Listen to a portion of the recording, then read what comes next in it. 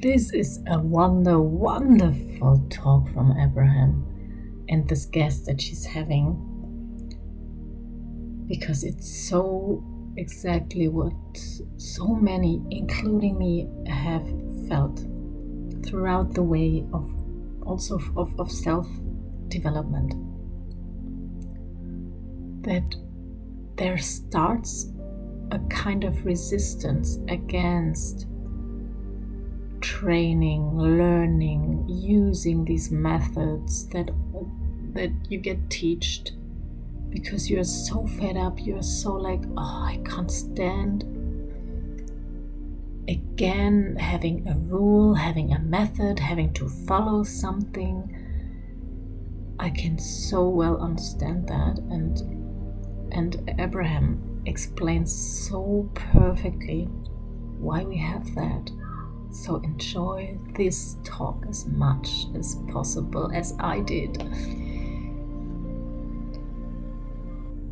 Oh, and listen up until the end. I will also add more content from my experience as in my life, in my coaching career so far. And also, there is a gift for you. Still again, and I don't know in which point you are and how aware you are of my gift here on this channel for you. I have so much resistance to use these tools and these processes, even though I have seen the wonderful things that it has brought to my life when I am consistent and I don't have that discipline. Let us make this simpler for you, because you're not alone in that, because it's a lot to digest, and what we're really asking you to do is to take everything that you've lived and now just do it a little differently. And that's a lot to ask of anybody, because you've got patterns and habits, and you've also got law of attraction compounding those patterns and habits. So give yourself a break. But there is something that you could consider, because we have found an easier way of talking about it. We talked about it already, which is, rather than working so hard to move up the emotional scale, just find yourself in satisfaction and identify it and isolate it and know what the feeling feels like, and then let that be your sort of standard of what you're reaching for. When you catch things in those early stages, then law of attraction does all the work. If you feel a little satisfaction, and just because you do, we'll demonstrate this with you here in a minute, then the law of attraction is responding to this resistance-free vibration. And when the law of attraction is responding to a resistance-free vibration, it gains momentum quickly, and then you feel the inspiration to move in the direction of it. Now we're going to give you a statement that, as you hear it and sort of let it settle in, this is the basis of where your new belief and understanding is going to come from. We're going to speak it clearly and probably loudly, if we know Esther, when she gets hold of one of these impulses from us, and we're going to repeat it until you all really hear it and understand it. Satisfaction, which is what your inner being feels all the time about you, where you're going, who you are. Satisfaction on steroids. Satisfaction comes from one place and one place only, and that is moving in the direction of who you really are. Moving in the direction of your desire. That's the only place it comes from. So what happens is you live in a world that has tried to motivate you to behavior about things that you don't feel satisfied about. Your parents want you to do what they want you to do, not what would satisfy you. Your employers want you to do what they need you to do, not necessarily what would be satisfying to you in the moment. And so you're having a rebellion inside of yourself, because most of you are sort of tired of pushing against your own flow. Does that make sense to you? Think about the difference in the way you feel on a morning that you're waking up to go on vacation or to go fishing or to go do something really fun, and the way you feel when you're waking up to go to work. And it's because the vacation is calling you, and when you point in the direction of that, there's no resistance. And so you're so clever, you're so fun, you're really on point, you remember what you need to bring, you think of clever things, you're working with others, the universe cooperates with you. But it sometimes doesn't feel that way when you're doing something that you really don't want to do. So here's our message to you: never do anything you don't want to do. Because first of all, you're setting a bad example for the rest of the world. You're teaching people that they can control you by whining and complaining and demanding things of you. Demonstrate to yourself that you are someone who wants to be inspired, not motivated. So you got to stop trying to motivate yourself. You don't like it when people try to boss you around. When somebody tells you that you need to do something, you don't want to do it. People who know you know that you're stubborn that way. And so this is the same thing. You got to understand that about yourself. You can't demand of yourself. You can't motivate yourself. You've got to let yourself be inspired, which means you got to understand these important things. You've got to understand that it's not just you with you, that you have an inner being you that is really this powerful, dominant, strongest part of you, and that inner being knows everything that you've asked for and is focused upon everything that you've asked for in a way that those cooperative components are already being gathered to that. You got to understand that there is a vibrational reality. We want so much for you to accept the realness of this that we named it the Vortex, wrote 2 books about it. We want you to understand that this vibrational reality, which is the furthest expansion that you have accomplished vibrationally along with your inner being. It's vivid and it's real. It's not imaginary, although we want you to seek the image of it. It is a real vibration, and it is calling you. And when you move in the direction of it, because you're not doing the opposite, because you're not doing that thing that holds you away from it, maybe because you meditated and so your mind is clear, maybe because you've been making a list of positive aspects so you're in tune with it, maybe because you're just in love with life right now. Doesn't matter what the reason is. But when you have no resistance, you will receive that inspiration that will call you forward, and you'll never again say, how can I make myself do something? As you listen to us, oh, we've got so many great ideas. We're so sure of ourselves. Esther stands here and expresses the clarity of what we have to say. And to most of you, or to most anyone who's looking at this for the first time, this just looks like somebody who really believes what they say and has some pretty good ideas, and it's just another opinion that might work, might not work. We get how there are so many voices in the world that are encouraging you in different ways to do different things. But this we know for sure. If you will accept that you are an extension of source energy, and you will accept that your source energy is aware of you and is calling you, and you will decide that you're going to meditate to allow yourself access to that. And so you do it. Maybe it takes a week or 2 or 3 before you really feel that you've allowed yourself that connection, and then an impulse occurs to you. An impulse. And by that we mean something that just feels good. For Esther, it's like, oh, I think I'll move the furniture around. And then she meets all kinds of people that day that were really meaningful to her. Or, oh, I think I'll stop over there and get gas. And then she meets something really significant. These are not blockbuster ideas usually. It's an idea about something that just feels good to you. But if it feels like a good idea, follow it. And then as it unfolds into something, as these thoughts are turning to things, you will have first-hand understanding about what alignment with source translates into your life, and you will trust your guidance. And then you will begin to say, I'm going to prime the pump by making sure that I'm satisfied as much as I can, and then I'm going to let the law of attraction and my vortex call it. And here's why. Step 1 is you're in contrast, and life tells you what you don't want and what you do want. So you've launched all these rockets and you've got this magnificent request. Source energy is all over all of that. In other words, your inner being is answering everything that you've asked for.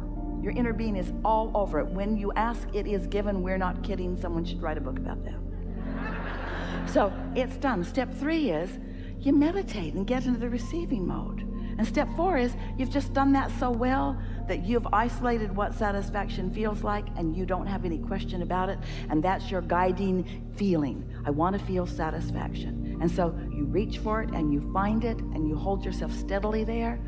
And then step 5 is you're so good at alignment that now you embrace the contrast that puts more in the vortex. You don't feel bad about more contrast because you know it's necessary for the expansion. So you stop second guessing yourself and you move in the direction of what feels good. And you never again try to motivate yourself to do anything.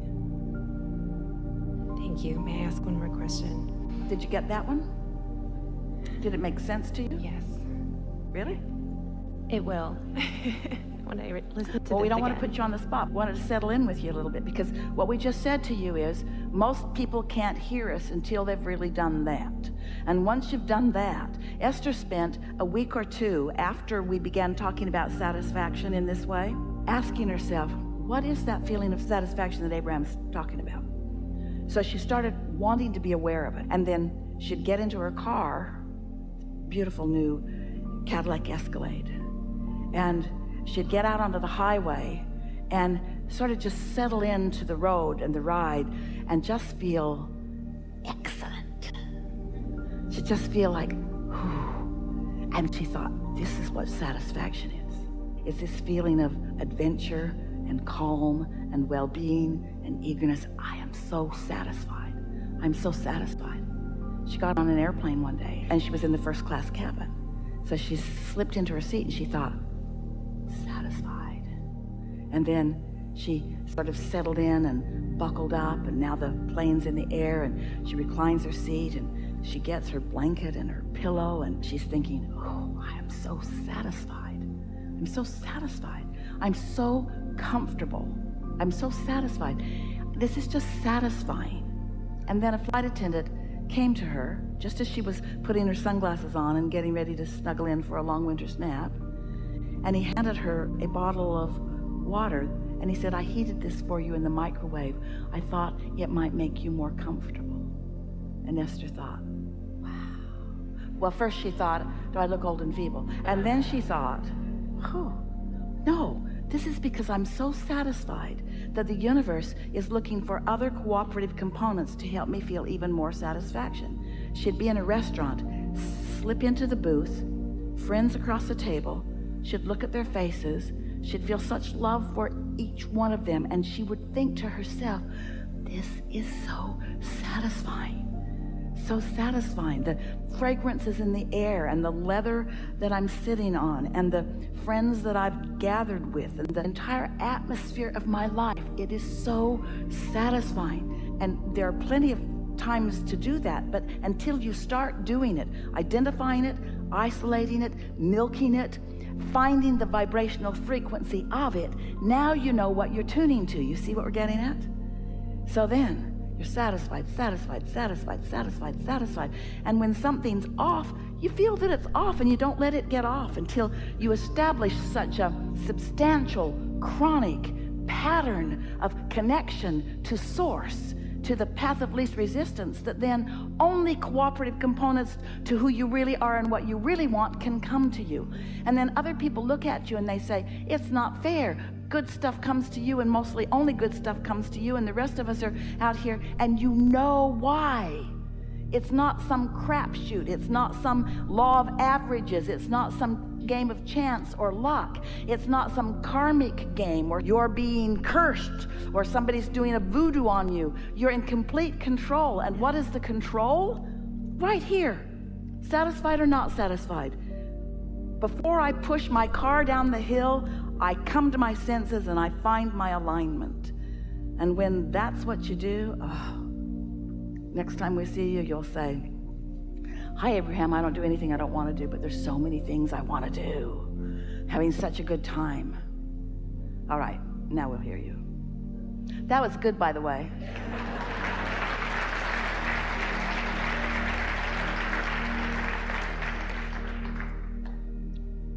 I am having such a great time. I swear I am. I want to elaborate on that with you and how that process works when you're co-creating with someone.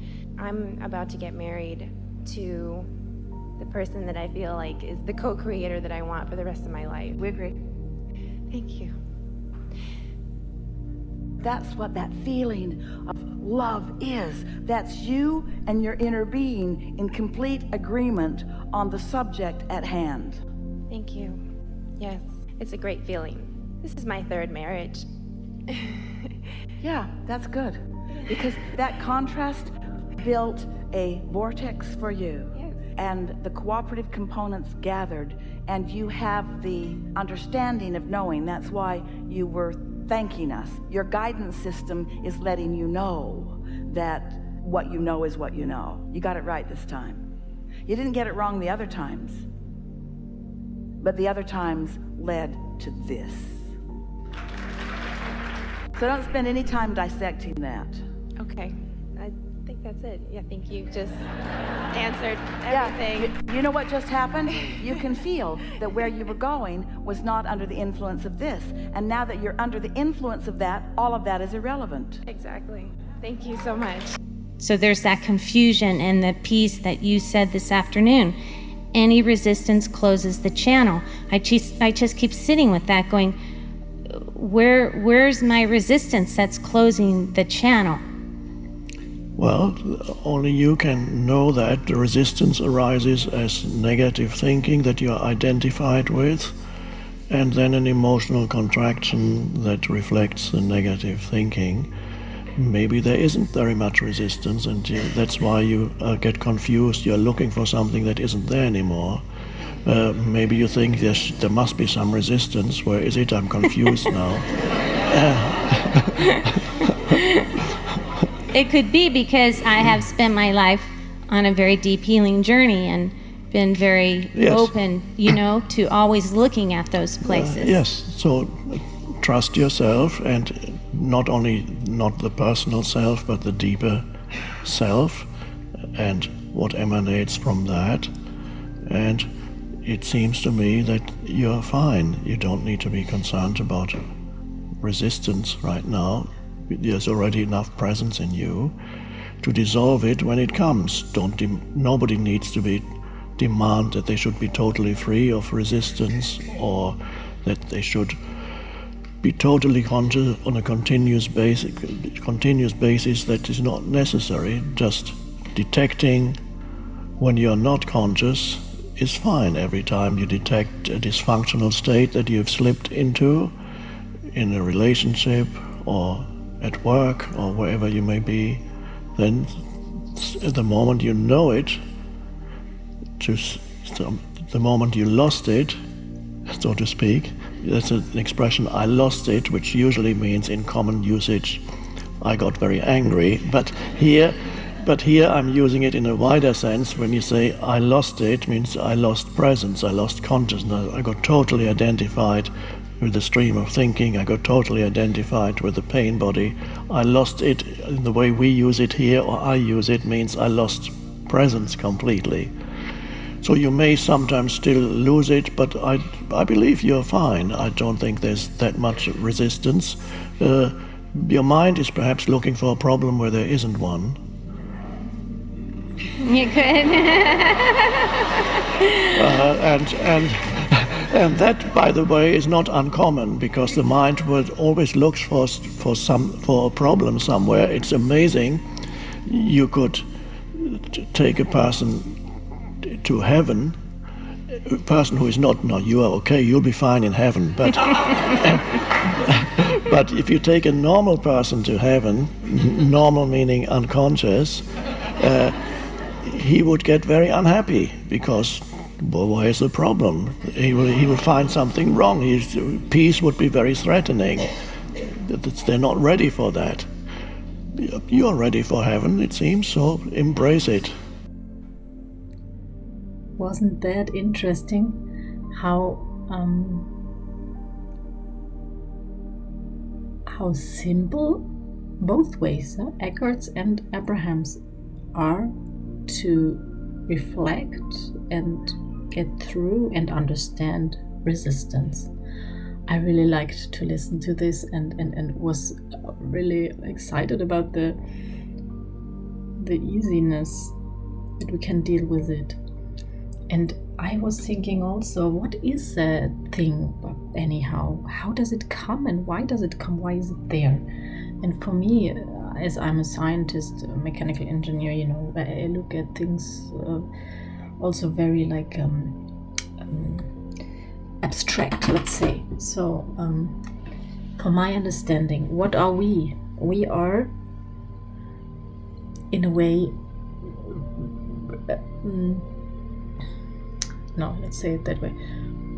All material things have boundaries, or have like limitations, have like we have this skin that, and our bones and our, it's all very compact energy.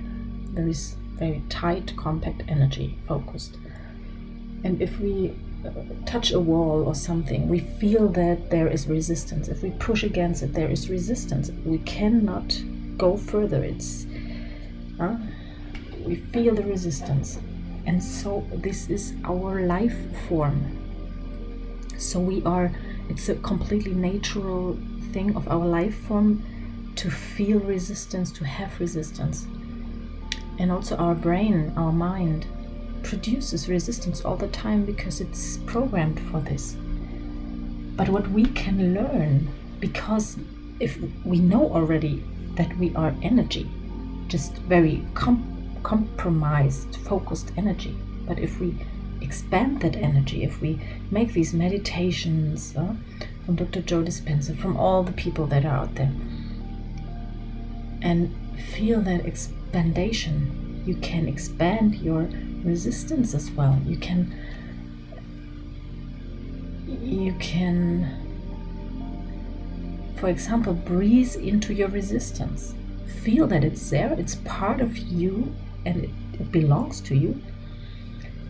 So you have to really integrate it, really like it, because it's a part of us. And then breathe into it and let it expand, and then the resolution gets larger of this resistance. It gets larger and larger, and then all of a sudden you don't even feel it anymore, because it's so small and so thin, so light, so permeable. It gets really like it spreads. You can breathe it out, you can breathe into it to expand it. You can really imagine it, like in your head. You can, for example, by breathing in and out, by breathing in, imagine your resistance is a big, soft ball that you can, by breathing in, pump up more and more and more, and like you can imagine, it's a permeable. It's like I don't know the English word, but it's permeable. So it's not like exploding at a certain time, but also it's even possible that you kind of imagine it like a balloon. You blow it up with breathing into it, then it makes bam. If it's a resistance that is very tight, like any belief, any belief that limits you is a resistance, is causing a resistant feeling inside of you. So you can do that there and explode this balloon, and then it's gone, it expands. The air inside this balloon that